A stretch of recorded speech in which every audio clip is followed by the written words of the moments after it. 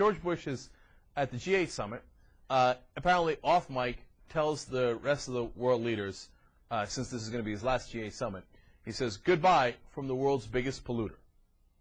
I don't know if he's joking. I don't know what he's saying, but, you know, people, of course, have been giving Bush grief. He's like, oh, you guys all think I'm a polluter, and I never signed any of those non-pollution pacts and the global warming pacts that you guys wanted. And because we didn't sign it, India and China didn't sign it, and it never got done. And it's all because of my support for the oil companies. Goodbye from the world's biggest polluter! That's very clever, dude. But it gets better. So he sees Silvio Berlusconi, the former leader of Italy, right? Former prime minister of Italy. And they're old buddies. Berlusconi's also a right-winger, also supported the Iraq War. Now, remember, Berlusconi is Italian, not Spanish. When he sees him, he goes, hey, amigo, amigo.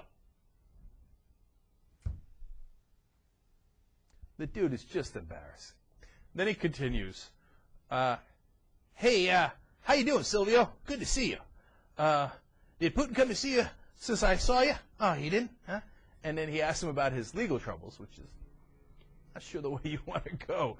And Berlusconi's been having a lot of legal troubles. In fact, the U.S. Government screwed up by giving a packet out to reporters earlier, calling Berlusconi basically a criminal, right?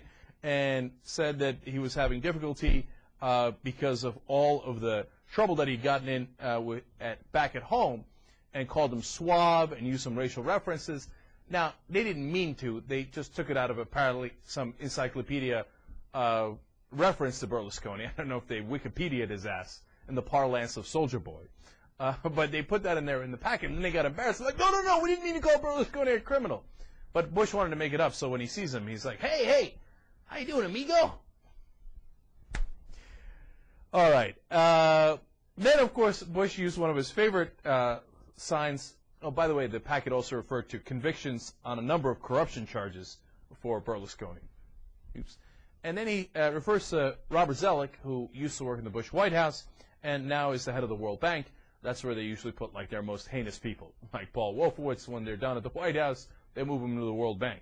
So how did he describe the head of the World Bank? You know him. You know what he's going to say. You know it, I know it. You ready?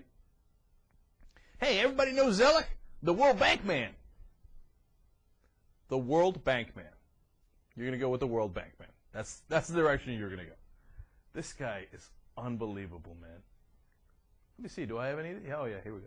Spent all the time with the CIA man this morning, keep catching up on the events of the world. Budget man.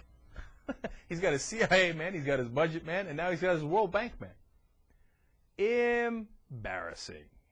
Man, when he leaves the office 6 months from now, we got to put together one big party. That's what, January 20th, 2009, man.